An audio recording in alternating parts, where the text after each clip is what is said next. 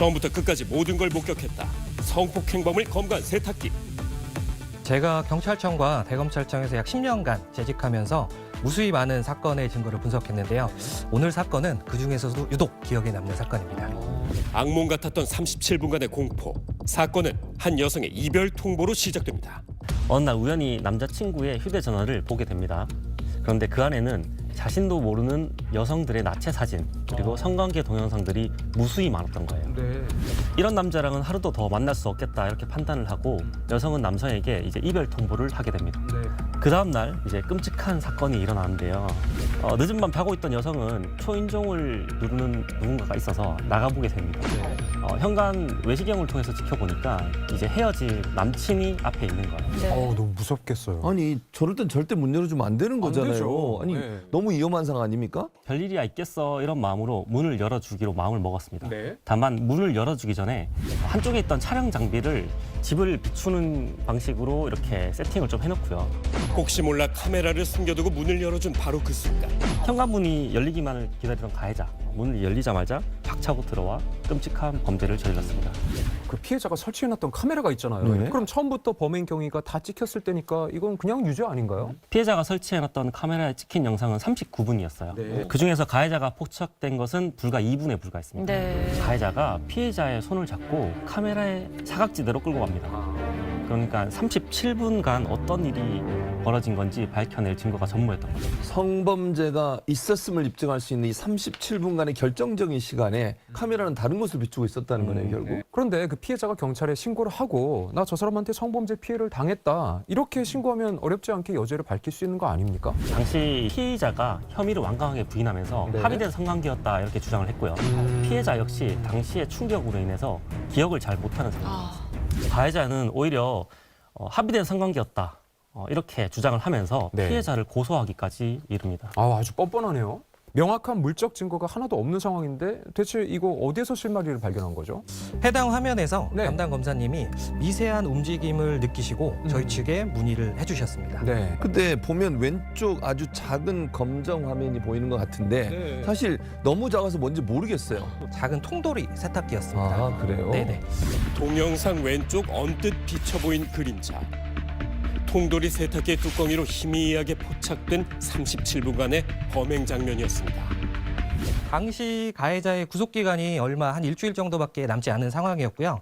굉장히 촉박한 시간 안에 이 증거를 저희가 찾아내야 되는 상황이라 제가 담당하면서도 굉장히 중압감이 좀 들었습니다. 아니 그런데 수사 정보를 접하기가 힘든 일반인 입장에서 이렇게 어떻게 다 찾아낸 건지 이게 너무 궁금하거든요. 이게 수사 기법이기 때문에 제가 자세하게 말씀드릴 수는 없지만요. 일단 영상 분석을 진행하기 위해서는 일단 기본적으로 노이즈 등 화질 열화를 제거하고요. 그 단계가 한 단계가 아닌 굉장히 여러 단계를 분석합니다. 그다음에 인공지능을 활용해서 업스케일링이라고 해상도를 굉장히 높여주는 작업을 또 진행하게 됩니다. 사건 당시와 비슷한 환경을 조성해 직접 촬영한 뒤 전문가에게 전달해 어떻게 분석하는지 한번 살펴봤습니다. 작은 거를 이제 확대하게 되면 우리가 이제 그 동영상의 가장 작은 점 하나 단위를 이제 픽셀이라고 하잖아요. 그 픽셀들 간의 사이 거리가 멀어지면서 저희가 이제 좀 자글자글해 뭐 깨져 보이고 그런 이제 결과가 이제 나오게 됩니다.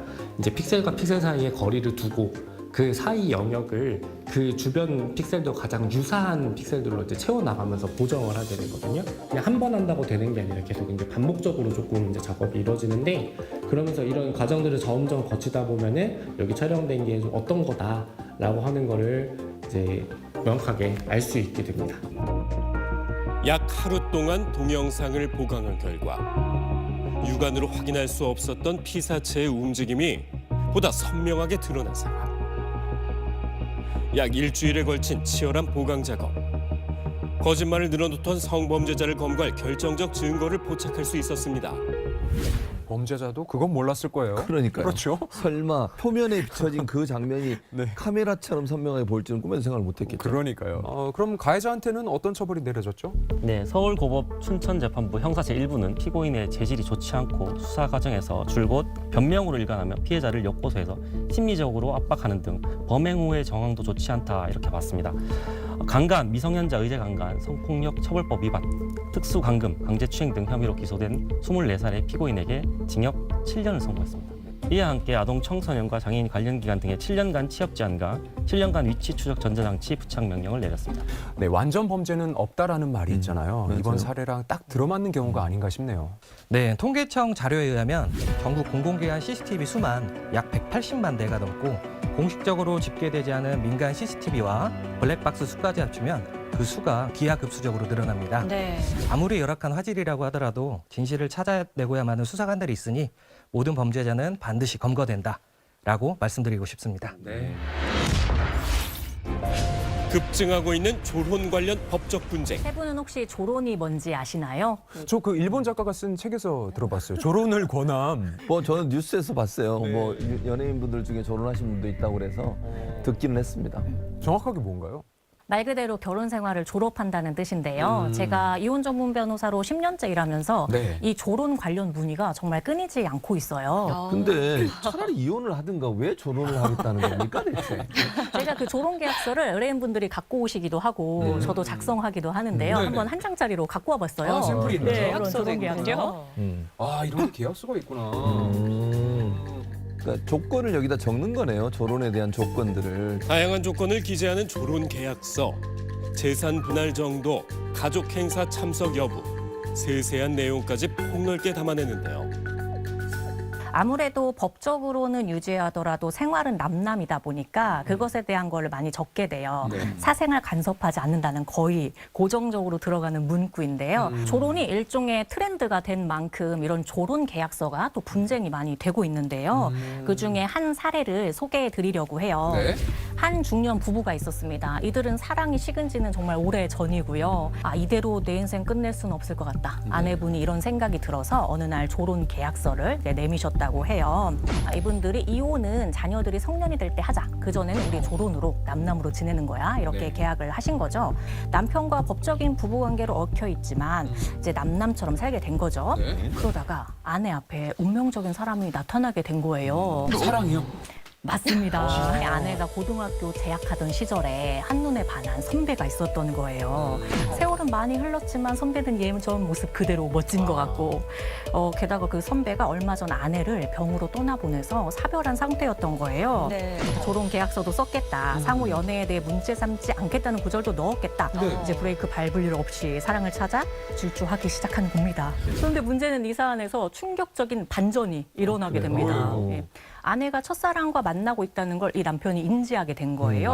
소송을 제기했구나. 맞습니다. 벼랑간 아내의 첫사랑을 상대로 소송을 제기하게 된 거죠. 기혼 여성과 바람을 피운 불륜남이다. 이렇게 하면서 소송을 제기했는데 아니 그러면 이게 지금 아내분은 첫사랑을 만났잖아요. 이 첫사랑 남자분은 그래도 핑크빛 무디에 있었을 텐데 이거 자다가 그냥 찬물 얻어맞은 꼴이잖아요. 그 사람 뭔죄예요?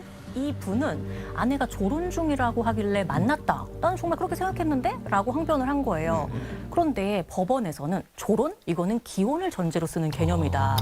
오히려 유부녀인 거 정확히 알았네. 라고 해서 이거 빼도 박도 못하게 불륜남이다. 이렇게 본 거예요. 자승자박이네요. 그러니까. 맞습니다.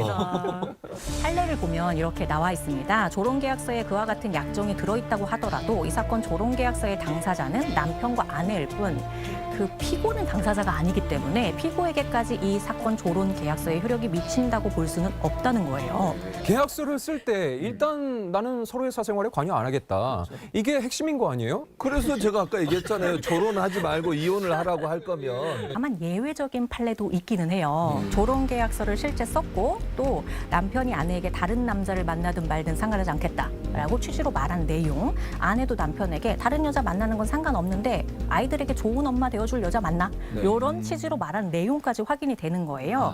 게다가 이성교제를 알았는데 계속 항의하거나 문제 삼지 않고 시간이 한 1년 정도까지 지난 거예요. 그렇다면 조론계약서를 쓴 그 시점으로부터 상호 성적 성실 의무를 면제했다. 따라서 이제 부정행 상대방에 대해 손해배상을 인정하지 않겠다라는 판결도 있습니다. 그럼 만약에 결혼계약서 작성 후에 별거를 하고 있었어요. 그런데 상대방이 복권에 당첨됐어요. 나중에 정식으로 이혼할 때 나눠줘야 되는 겁니까? 아닙니까? 조론계약서를 작성하고 별거를 하다가 이혼하는 경우 이 재산분할 기준 시점이 굉장히 다툼이 돼요. 일반론으로는 별거 시점에 이미 혼인관계가 파탄됐고 경제적으로도 분리되었다면 별거 시점으로 보죠. 이 당첨금은 이제 제외될 가능성이 꽤 있다라고 보입니다. 그러니까 결국 조론 기간 동안에 발생한 수익은 부부의 공동 재산이 아니다. 명확히 이혼을 하면 그 이후에는 당연히 상대방한테 줄 일이 없을 것이고 만약에 조론 중이라면 한 푼도 가져갈 수 없게 될 수 있다는 거죠. 그래서 합의서도 정확하게 쓰는 것이 중요하겠고요. 또 조론을 한다고 할지라도 종국적으로 재산 분할이나 이제 외도 등 문제에 대해서 정리되는 것이 아니기 때문에 이런 것을 잘 숙지하시고 좀 유리한 방향으로 정리할 필요가 있겠습니다. 서울 면적의 약 80% 가까이 집어삼킨 경상권 산불이 가까스로 진화됐습니다. 맹렬히 타오르던 불길은 꺼졌지만 불안감은 사그라들지 않고 있는데요. 작은 불씨에서 시작된 국가적 재난, 대체 왜 미연에 방지할 수 없었을까? 일각에서는 화재 진압 인력의 처우도 문제다. 이런 목소리가 나오고 있어요. 일단 크게 보면은 이제 소방청의 이제 소방대원과 그다음에 이제 산불 진화대원으로 나눠서 진화가 되고 있는 실정입니다. 근데 저희가 보면 다 불을 끄고 계시는 분이거든요. 그러니까요. 특히 이제 소방관은 소방청 산하의 국가 공무원이고요. 지자체 소속 산불 전문 예방 진화대는 산불 예방 활동 및 진화 활동을 하는 기간제 근로자들로 구성되어 있습니다. 초동 대처가 몹시 중요한 산불 특성상 불길이 치솟는 산속에 신속히 투입돼 진화 및 잔불 정리 작업을 도맡는데요. 위험에 가장 먼저 직면하는 진화대원. 실제 지난 20일 숨진 3명의 사망자도 산청군 소속 산불 예방 진화대원이었습니다. 실제 이분들은 대부분 5개월짜리 이제 단기 계약직이세요. 그리고 뭐 일당도 뭐 하루 8만 원 정도 수준이기 때문에 상당히 이제 낮은 수준입니다. 55세 연령 제한이 있었는데 현재는 인원이 없어가지고 이런 연령 제한도 없어졌기 때문에 더 고령인 분들이 이제 이 지원을 하고 있는 거예요. 문제점으로 지적된 진화대원 고령화. 이런 상황에서는 사실 팀워크가 제일 중요하고 그래서 평소에 교육 훈련이 제일 중요한 것 같아요. 주로 나이대가 어떻게 되세요? 보시면 50대, 60대. 고령 인구만 시골 마을에 남게 되는 농촌 고령화로 인해 진화대원 연령이 어느새 평균 60대로 접어든 겁니다. 문제점은 그뿐만이 아니었는데요. 열악한 장비와 부족한 교육은 물론 휴식 공간마저 제대로 제공받지 못해 국민들이 큰 안타까움을 자아냈습니다. 문자 그대로 목숨을 건 사투입니다. 어떤 상황이셨대요? 뒤에서 확 몰아서 원래 올라가는 길이 없었는데 뒤에서 몰아붙였어요. 갑자기 어떻게 하셨어요? 그래가지고 땅에 누워버렸어요. 피할 수가 불은 올라오고 피할 수가 없고 위에서 타 내려오고 위에서 불 올리고 안 누워버렸어요. 근데 몇 명은 어떻게 된지 눈 떠보니까 5명만 있고 4명이 없어졌어요. 소방관이 착용하는 방염복이 아니라 얇은 진화복에 의지한 채 불길 속에 투입, 화마와 싸우고 있는 진화대원들.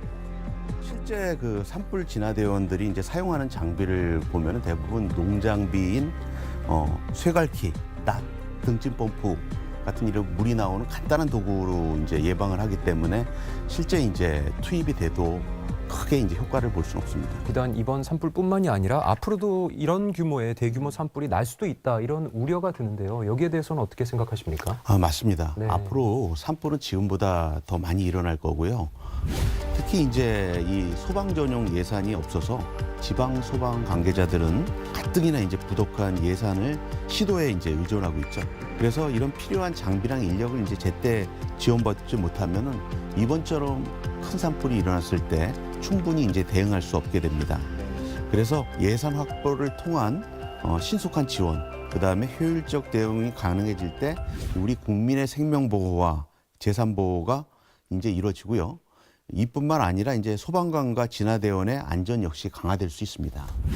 전 국민적 안전 불감증이 잔불이 되어 훗날 또 다른 재난을 부를 수 있습니다.